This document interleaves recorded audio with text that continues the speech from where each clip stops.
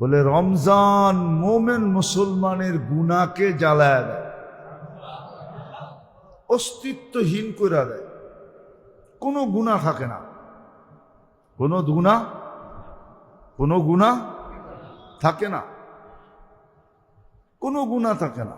এই জন্যই তো আল্লাহ রসুল বলছে রমজান যেদিন শেষ হয় ওই দিন সে এরকম নিষ্পাপ হয় যেরকম তার মা তাকে এই মুহূর্তে জন্ম দিল। এরকম নিষ্পাপ হয়ে যায়। গুনাহ জ্বলতে থাকে, জ্বলতে জ্বলতে জ্বলতে জ্বলতে ক্ষুধার দ্বারা, বন্দেগীর দ্বারা, ইবাদতের দ্বারা এই যে এক কষ্ট সহ্য করে সে যেন নিজের গুনাহকে জ্বালাইতেছে, একদিন পুরা নিঃশেষ হয়ে যাবে। এটা তো হলো শাব্দিক অর্থ, যে রমজান অর্থই হলো জ্বালায়া দেওয়া। গুনাহ জ্বালায়া দেয়, মোমেন মুসলমানের গুনাহকে জ্বালায়া দেয়। কোনো গুনাহ তার থাকে না, রমজানের শেষে সে নিষ্পাপ। শুধু নিষ্পাপ হয় না, হাজারো কোটি বৎসরের ইবাদত তার কাছে সঞ্চিত হয়। হাজারো কোটি বৎসরের ইবাদত তার কাছে জমা হয়, ইবাদত জমা হয়। আপনি একটা যুক্তিগত দেখেন, যুক্তি দিয়া দেখেন, আপনি যুক্তি দিয়া, অযৌক্তিক না, যুক্তিগতভাবে আপনি দেখেন। ফরজকে 70 গুণ বাড়ায় দেওয়া হলো, তারপরও ওই ব্যক্তি ফরজের ঘাটতি নিয়ে মরবে, তো মরবে কি করে? কোনো সুযোগ আছে ফরজের ঘাটতি নিয়ে মরা? ঘাটতি বোঝেন তো কি? কম হওয়া, ঠিক না? হ্যাঁ, এটা সুযোগ আছে। কিন্তু দেখলে তো দেখা যায় হাজারো মানুষ কিয়ামতের দিন এই উম্মতের ফরজের ঘাটতি নিয়ে উঠবে, ফরজের কমি নিয়ে উঠবে। ফরজ নাই ওর আমলনামায়, হাজারো লক্ষ মানুষ উঠবে। বলবেন ওর জন্য তো এতটুকুই যথেষ্ট হবে। আল্লাহ যদি ওকে বলে যে এক রমজান ইবাদত করলেই তো কি ফরজের ঘাটতি পূরণ হওয়ার পরেও কি হাজার হাজার গুণ তোর কাছে থেকে যেত, তুই রমজানে ছিলি কই? কি জবাব দিবে? 11 মাসের হিসাব যদি নাই নিলেন, শুধু রমজানেরই হিসাব নিলেন, আপনার বয়স 70। আল্লাহ যদি বলে ঠিক আছে 70-এর থেকে 15 বাদ দিলাম, রইল কত? 55, ঠিক না? আল্লাহ যদি বলে 55টা রমজানের হিসাব দে, তুই কই ছিলি? আমি তো বলি 55টারও দরকার নাই, একটারই যদি হিসাব নেন, যে একটা রমজানের হিসাব মিলায়া দে,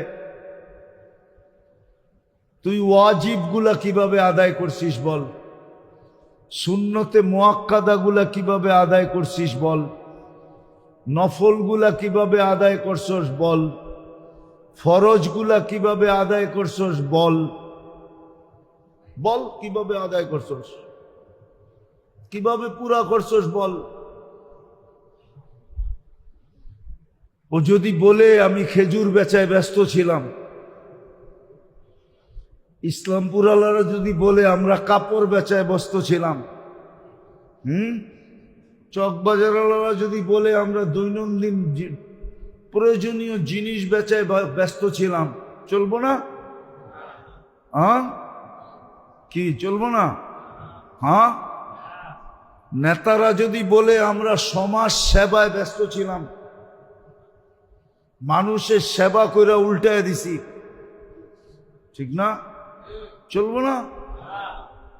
আপনারা কোন চলবো না, না হেরা কয় চলবো না? এরা তো কয় চলবো। একটা পুরা রমজানের যদি হিসাব নেন, আপনি যদি বলেন যে ধৈর্যের বাঁধ ভাঙ্গা গেছে, ধৈর্যেরও সীমা আছে, পিঠ দেওয়ালে ঠেকা গেছে, তো আল্লাহ তো বলতে পারে, যদিও আল্লাহ সাবের, আল্লাহর ধৈর্যের সীমা রেখা নাই, কিন্তু আল্লাহ বলতে তো পারে যে আর কত তোরে আমি দেখতে থাকব, তুই নাফরমানি করতে থাকবি, আমি তোকে সেবা দিতে থাকব, আমি তোকে সুরক্ষা দিতে থাকব, আমি তোকে রক্ষণাবেক্ষণ করতে থাকব, আমি তোকে বাঁচাইতে থাকব। আল্লাহ যদি বলে আর কত। এই জন্যই তো বৃহস্পতিবারে প্রথম রোজাই ভূমিকম্প। দেখেন দ্বিতীয় রোজায় কি হয়, ওটা সকালে আইসে, এটা সন্ধ্যায় আইতে পারে। যে আজকে ইফতারি ভূমিকম্প দিয়া করবি, আজকে আর খেজুর খাওয়ান লাগবো না। কি পারে না পারে না? হ্যাঁ, সমাজ দেখলে তো এরকমই মনে হয়। নাইলে গত বৎসরের তুলনায় এই বৎসর নামাজই কমলো কি কইরা? ওরা গেল কোথায়? গেল কোথায়? কোন দেশে চলে গেছে ওরা? কোন আকাশে চলে গেছে? মুসল্লি যে কমে গেল, রোজাদার যে কমে গেল, মসজিদে যে মুসল্লি কমে গেল, নামাজ যে পড়ে না, রমজানের কোনো খোঁজ খবরই রাখে না, খালি ঈদের দিন একটা বিবৃতি দিমু আর কমু ঈদ হয়ে গেছে, ঈদ খুশি। হ্যাঁ, হইতে পারে ঈদের দিন কবরও হইতে পারে, ঈদের দিন কবর। বাংলাদেশও ঈদের দিন বহুত জায়গায় কবর হয় না? হয় না? পুরা দেশের কবর হলে কি হইব? অসুবিধা কি? আমরাও চলে যাবো।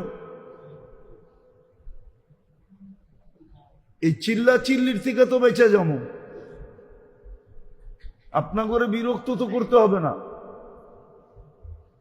হইতে তো পারে গতকালকে সেহেরির পরে সকাল করছেন ভূমিকম্প দিয়া, আজকে ইফতারি করবেন ভূমিকম্প দিয়া, হইতে তো পারে। করবেন জুমার দিন মেম্বরে বইয়া ঠাহা বদদোয়া করতেছেন, করবো না তো করবো কি? আর কত? নাহলে গত বৎসরের তুলনায় মুসল্লি কমে গেল। শুধু জুমা পড়তে আসে, 5 ওয়াক্ত পড়তে আসে না। জুমায় শুধু ভিড় জমায়, 5 ওয়াক্তে কাউকে খুঁজে পাওয়া যায় না। শুধু আল্লাহরটা ভোগ করতেছি 24 ঘন্টা। নবীরাও মাঝে মাঝে উম্মতের জন্য বদদোয়া করতেন। সবার মানুষের সীমা থাকে, আমাদেরও মনে চায় বদদোয়া করে নিজেরও চলে যাই, আর ভাল লাগে না। আর কত? কিয়ামত আসা যাওয়া ভালো, আর কত? আর কত আলেম ওলামা বুঝাবে? আপনারা তো বলবেন আমরা তো আপনার ঘরে টাকা দিয়ে বুক করছি, বুঝাইবেন না কেন? ঠিক না? এটাই তো কইবেন, ঠিক না? হ্যাঁ, এটাই তো কইবেন। হুজুররা তো এমনি ঠেকে গেছে, নাহলে তো হুজুরগো ঠেকা ছিল না। হুজুর করে আল্লাহ দায়িত্ব দিছে, দিকেই ঠেকা গেছে।